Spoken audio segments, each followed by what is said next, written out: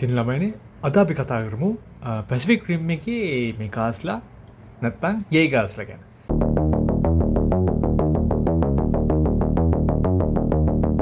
ළමයිනේ මේ යේ ගාස්ලා හදන්න අදහස එන්නේ ඩොක්ටර් ජස්පර් ස්කොහෙන්ෆෙල්ඩ් කියන කොලෙජ් ප්‍රොෆෙසර් කෙනෙක්. එයාට මේ අදහස එන්නේ එයාගේ පොඩි එක්කිනා සෙල්ලම් බඩු වලින් මේ මොන්ස්ටර් කෙනෙකුයි රොබෝ කෙනෙකුයි අරගෙන සෙල්ලම් බඩු වලින් සෙල්ලම් කරනවා දැකලා. මේක ප්‍රොපෝස් කරනවා සවුත් කොරියාවල කොන්ෆරන්ස් එක 2014 දී. එතනින් ඩොක්ටර් ලාස් ගොට්ලියබ් මේ යේග ප්‍රෝග්‍රෑම් එක ඩිවලොප් කරා. ඩොක්ටර් ජස්පර් මේ වගේ විකල්පයක් හොයන්නේ මොකද නෂ්ටිකවි පාවිච්චි කරොත් එන විනාශය. හරිද? අපේ ඒ කයිජුලාට විතරක් නෙමෙයි මිනිස් සංහතේරම එන විනාශය නිසා තමයි මේ වගේ තීරණයක් ඒගොල්ලෝ ගත්තේ. ඉතින් ළමයි මේක මනං කල්පිත ලෝකයක්නේ. එන්න මෙන්න මේ ලෝකේ ඉන යුනයිටඩ් නේෂන්ස් වලින් පර්මිෂන් අරගෙන අවසර අරගෙන ඩොක්ටර් කේට්ලින් ලයිට්කැප් කියලා එක්ස්පර්ට් කෙනෙක් ඉන්නවා බ්‍රේන් ටු මැෂින් ඉන්ටර්ෆේස්. ඒ කියන්නේ මොළේ යාන්ත්‍රික සම්බන්ධතාව ඇති කරන ස්ටඩි එකක එක්ස්පර්ට් කෙනෙක්වත් ජොයින් කරගෙන මෙන්න මේගොල්ලෝ ওই ප්‍රෝග්‍රෑම් එක පටන් ගන්නවා. මේ ඊයගා කෙනෙක් හදන්න ලুকু ගාන ලুকু බුදලක් වේදන් කරනවා. ඉතින් මේකේ ඉන්න අර පෑන් පැසිෆික් ඩිෆෙන්ස් කෝප් එක ෆන්ඩිං කරන්න පොඩ්ඩක් අධිමති කර. ඔය හේතු හින්දා ස්ටැකර් පෙන්ටකොස්ට් ඔයාලා දන්න ඇති ඉඩ්රිස් ඇල්බා ප්ලේ කරන කැරක්ටර් එක. අන්න එයා වොලන්ටී වෙනවා අර පෝන්ස් සිස්ටම් එක. අර මොලේ මැෂින් එක බ්‍රිජ් කරන සිස්ටම් එකට ඇතුල් වෙලා ඒක කෙනෙක්ගේ අත පොඩ්ඩක් පාලනය කරලා පෙන්නන්න. මෙයාට පොඩ්ඩක් අත ඇඟිල්ලක් වගේ හොල්ලා ගන්න පුළුවන් වෙච්ච නිසා අර ඩිෆෙන්ස් කෝප් එක මේගොල්ලන්ට ෆන්ඩින් දෙන්න තීරණය කරා. ඉතින් මේගොල්ලෝ ඉස්සලම හදනවා බ්‍රෝල යූකෝන් කියන යේගය. හැබැයි පොඩි ප්‍රශ්නයක් වුණා. ඒගොල්ලන්ගේ ටෙස්ට් පයිලට් මේකේ අර නියුරල් ලින්ක් එක ඕවර්ලෝඩ් වෙලා එයා සීජර් එකක් හැදලා එයා මිය යනවා. හැබැයි දෙවෙනි අවස්ථාවේදී පයිලට් සර්ජියෝ ඩොනොෆ්‍රියෝ සමග කේට්ලින් අර ඩොක්ටර් රිස්ක් එකක් අරගෙන එයා අර පයිලට් එක කනෙක්ට් වෙලා ඒ අත්තරදීමකින් ඒගොල්ලෝ හොයාගන්න කනෙක්ෂන් එකක් මොළ දෙකකින් එක යේගා යුනිට් එකක් පාලනය කරන විදියක්. ඔන්න ඔතනින් තමයි ළමයි ඩ්‍රිෆ්ට් කියන ටෙක්නොලොජි එක හොයාගන්නේ. 2015 අප්‍රේල් මාසෙදී ඩොක්ටර් ලයිට්කැප්වයි පයිලට් සර්ජියෝවයි ඩිප්ලොයි කරනවා රියල් කොම්බැට් සිටුේෂන් එකට. ඒ කියන්නේ ඒගොල්ලන්ව දානවා කයිජු කෙනෙක්ව සටන් කරන්න. කාලොෆ් කියන කයිජුත් එක්ක සටන් කරන්න මේගොල්ලන්ව ඩිප්ලොයි කරනවා. ඒ සටනේදී මේගොල්ලෝ ජයග්‍රහණය කරනවා.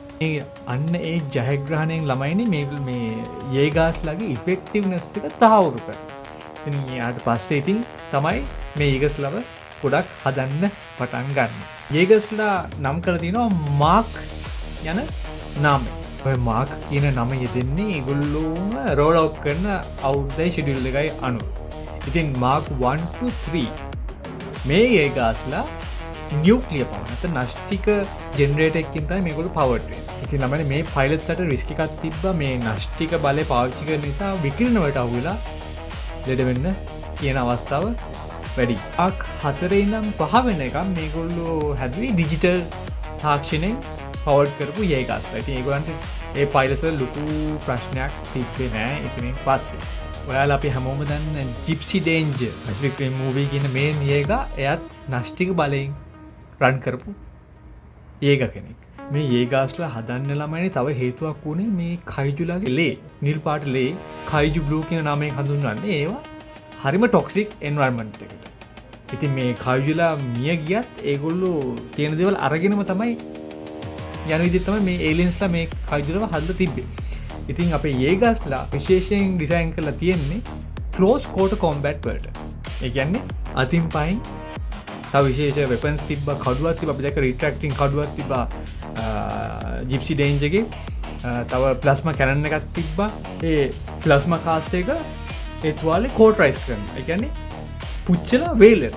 ඒ ඩැමේජ් එක මේ නිසා මේගොල්ලෝ බ්ලීඩ් වෙන සම්භාවිතාවය අඩුයි. හරිම ඉෆෙක්ටිව් වෙපන් සෙට් එකක් තිබ්බා මේ යේගා. මේ යේගාස්ලා කන්ට්‍රෝල් කරන්න පයිලට්ස්ලා ඉන්න තැන ඔයගොල්ලෝ දැකලා ඇති මතක ඇති මූවී එකේ වෙන්නන ඒගොල්ලෝ අර ළමයි ඒගොල්ලෝ නගින ප්ලැට්ෆෝම් එක අන්න ඒකට කියන්නේ කොන් පොඩ් එක කියලා. හරිද? ඉතින් ඒක ඇතුලේ ඒගොල්ලන්ට ස්පෙෂල් ආර්ම එකකුත් දීලා තියෙන ඒගොල්ලන්ගේ ආරක්ෂාවට සහ එතන තමයි ඒගොල්ලන්ට අර නියුරල් ලින්ක් එක කනෙක්ට් වෙන්නේ. සාමාන්‍ය ළමයි ඔය කොන් පොඩ් එක ඇතුලේ පයිලට්ස් දෙන්න ඉන්නේ ඩිස්ක් එක පාවිච්චි කරන්න. හැබැයි ක්‍රීම්ස්ටන් ටයිෆෝන් කියන චයිනීස් එකගේ ඩ්‍රිෆ්ට් එක පාවිච්චි කරනවා පයිරසත් 3 දෙනෙක්. ඒක පොඩ්ඩක් ස්පෙෂලි ඉක්විප් කරපු ඩ්‍රිෆ්ට් ටෙක්නෝලොජි එක. තව දෙයක් තමයි ළමයිනේ මේ යේගස්ලා එක එක විදිහට තමයි හදලා දෙවි. තමන්ගේ රටේ අනන්‍යතාවය පෙන්වන විදිහේ යේගස්ලා ගොඩාක් හිටියා. මේ දේ කරන්න තව හේතුවක් තමයි ළමයිනේ. මොකද ඒගොල්ලෝ සටන් කරන කයිජුලා එක එක විදිහේ කයිජුලා එන නිසා මේගොල්ලෝ තීරණය කරා අපිත් යේගස්ලා හදනකොට එක එක විදිහේ යේගස්ලා හදලා ඒ යුද්ධෙට යවන්න. ඉතින් ළමයිනේ මම ඕගලන්ට දුන්නේ පොඩි සාරාංශයක්. Google තියෙනවා බලලා සර්ච් කරලා තව විශේෂ තව ගොඩක් දේවල් මේ යේගස්ලා ගැන දැනගන්න බලන්න පුළුවන්. ඒකට කමෙන්ට් මගේ වීඩියෝස් බලන්න. එහෙනම් ඔයගලගේ කාලෙට ගොඩක් ස්තුතියි.